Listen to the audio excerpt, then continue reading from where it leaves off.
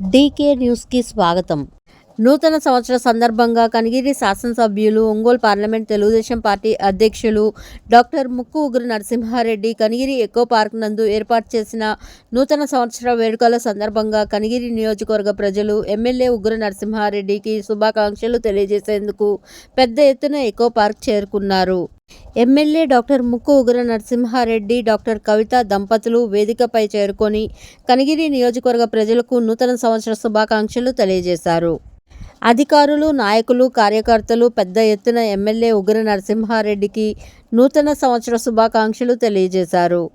ఈ వేడుకలలో జబర్దస్త్ టీం ఆటపాటలతో అలరించడం జరిగింది. వేడుకలకు హాజరైన ప్రజలకు ఎమ్మెల్యే ఉగ్ర భోజనాలు ఏర్పాటు చేశారు. ఈ కార్యక్రమంలో తెలుగుదేశం పార్టీ నాయకులతో పాటు జనసేన, బీజేపీ నాయకులు మరియు వేలాది మంది ప్రజలు పాల్గొన్నారు.